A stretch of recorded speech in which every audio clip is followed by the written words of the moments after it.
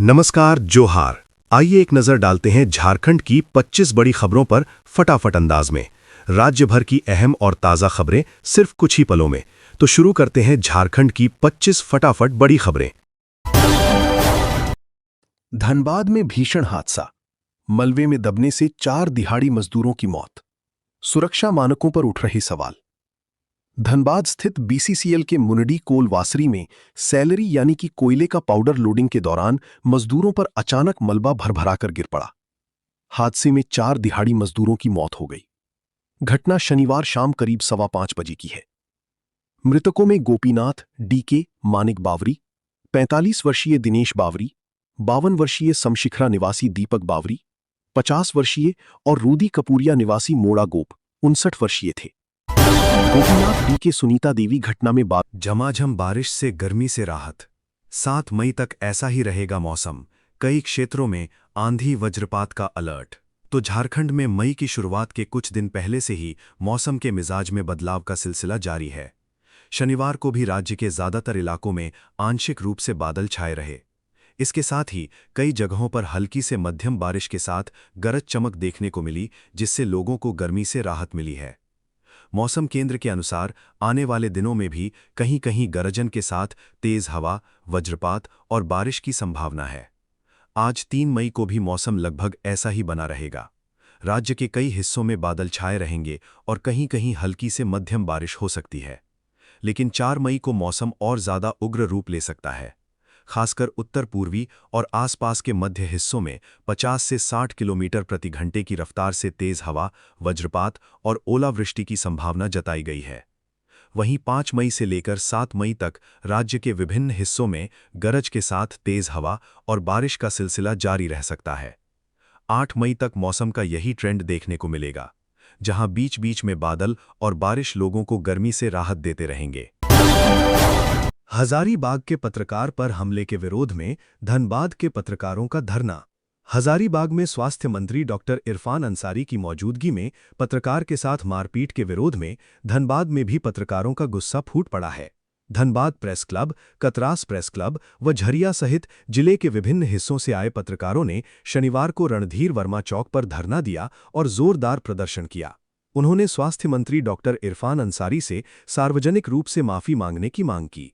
पत्रकारों ने कहा कि स्वास्थ्य मंत्री डॉक्टर इरफान अंसारी को तत्काल बर्खास्त किया जाए, साथ ही मारपीट करने वाले मंत्री के समर्थकों के खिलाफ प्राथमिकी दर्ज कर सख्त कानूनी कार्यवाही की जाए। आए दिन पत्रकारों पर हो रहे हमलों को देखते हुए राज्य में पत्रकार सुरक्षा कानून अविलंब लागू किया जाए। तैराक ईशांक सिंह के रांची स्थित उनके आवास पर पहुंचकर होनहार बालक को सम्मानित किया और उनके उज्जवल भविष्य की कामना की। झारखंड के ईशांक सिंह ने पाक स्टेट की 29 किलोमीटर की दूरी मात्र 9 घंटे 50 मिनट में तैरकर विश्व रिकॉर्ड बनाया है। ईशांक ने महज 7 वर्ष की उम्र में भारत और श्रीलंका के बीच करीब 29 किलोमीटर लंबे पाक जलडमरू मध्य पार कर एक नया इतिहास रचने का काम किया है। ईशांक ने विश्व रिकॉर्ड स्थापित कर न केवल झारखंड का बल्कि पूरे देश को गौरवान्वित किया है। इस दौरान प्रदेश अध्यक्ष आदित्य साहू ने कहा है कि झारखंड की धरती के लिए ये अत्यंत गर्व और प्रेरणा का क्षण है। सीएम निष्पक्ष एजेंसी से कराएं स्वास्थ्य विभाग के भ्रष्टाचार और टेंडर के खेल की जांच। झारखंड विधानसभा में भाजपा के मुख्य सचेतक नवीन जायसवाल ने स्वास्थ्य विभाग में जारी भ्रष्टाचार और टेंडर के खेल की जांच किसी निष्पक्ष एजेंसी से कराने की मांग की है। उन्होंने कहा है कि मुख्य सचिव की पहल स्वागत योग्य है, जिसमें उन्होंने स्वास्थ्य विभाग में जारी टेंडर के खेल और भ्रष्टाचार की जांच विभाग को करने का निर्देश दिया है, पर दूध की रखवाली की जिम्मेदारी बिल्ली को ही सौंप दी गई है। इसलिए स्वास्थ्य विभाग में जारी भ्रष्टाचार की निष्पक्ष जांच की उम्मीद स्वास्थ्य विभाग के अधिकारियों से ही कैसे की जा सकती है। इसलिए मुख्यमंत्री जिससे चाहें न्यायिक, सीआईडी, सीबीआई या एसीबी किसी एजेंसी से जांच करा लें, ताकि इस खेल के खिलाड़ियों के चेहरे सामने आएंगे तो उसे चिन्हित और दंडित हो पाएंगे। जिलों में डॉक्टरों की भारी कमी, 43 में से 42 पद खाली। झारखंड के जिलों में स्वास्थ्य व्यवस्था की स्थिति बदतर होती जा रही है। राज्य के जिलों में डॉक्टरों की भारी कमी के कारण कैदियों को बेहतर इलाज मिलना मुश्किल हो गया है। सरकारी आंकड़ों के अनुसार पूरे राज्य के जिलों में डॉक्टरों के कुल 43 पद स्वीकृत हैं, लेकिन चौंकाने वाली बात यह है कि इनमें से 42 पद खाली पड़े हैं। वर्तमान में केवल एक डॉक्टर के भरोसे ही जेलों की चिकित्सा व्यवस्था टिकी हुई है।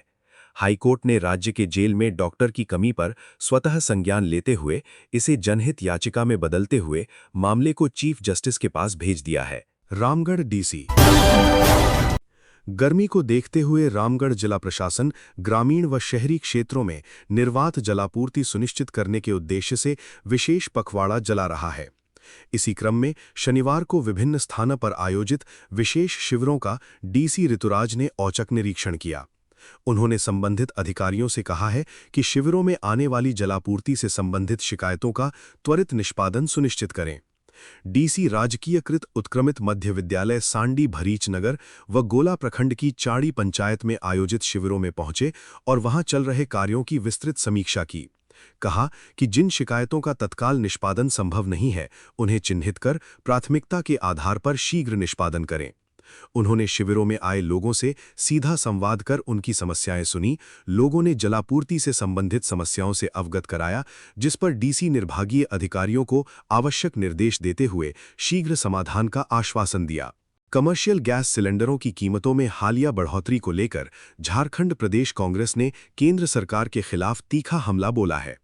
प्रदेश महासचिव आलोक कुमार दुबे और मुख्य प्रवक्ता लाल किशोर नाथ सहदेव ने संयुक्त रूप से इसे आम आदमी और छोटे व्यापारियों की जेब पर डकैती करार दिया है। कांग्रेस नेताओं का आरोप है कि केंद्र की गलत नीतियों के कारण देश आर्थिक अराजकता की ओर बढ़ रहा है। प्रदेश महासचिव आलोक कुमार दुबे ने आंकड़ों का हवाला देते हुए कहा है कि पिछले 3 महीनों में कमर्शियल गैस के दाम में करीब 1380 रुपए यानी कि 81% की बेतहाशा बढ़ोतरी हुई है। उन्होंने कहा है कि एक ही दिन में 993 रुपए की ऐतिहासिक वृद्धि कर केंद्र ने गरीब और मध्यम वर्ग को संकट में डाल दिया है। इसका सबसे बुरा असर चाय दुकानों, छोटे होटलों और सड़क किनारे रेड़ी पटरी पर दुकान चलाने वाले स्ट्रीट फूड कारोबारियों पर पड़ेगा, जिससे रोजगार छिनने की नौबत आ सकती है।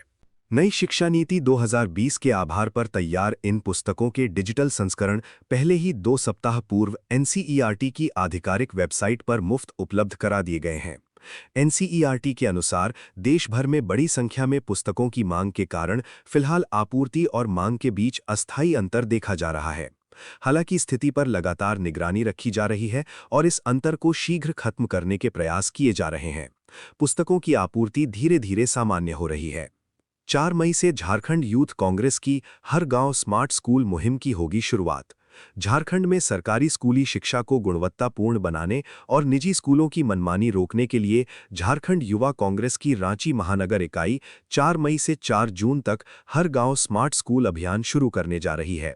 रांची महानगर कांग्रेस के अध्यक्ष गौरव सिंह ने कहा है कि राज्य में जिस तरह से निजी स्कूलों की मनमानी बढ़ी है और सरकारी स्कूली व्यवस्था की स्थिति लचर है, ऐसे में युवा कांग्रेस की सोच है कि सरकारी स्तर पर हर गांव में स्मार्ट स्कूल खोला जाए। इससे न केवल निजी स्कूलों की मनमानी रुकेगी, बल्कि ग्रामीण स्तर पर गुणवत्तापूर्ण शिक्षा भी उपलब्ध होगी और बच्चों का भविष्य सुधरेगा।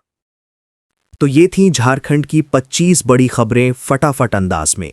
ऐसे ही ताज़ा और सटीक खबरों के लिए बने रहिए हमारे साथ। मिलते हैं अगले वीडियो में, तब तक के लिए जय हिंद, वंदे मातरम।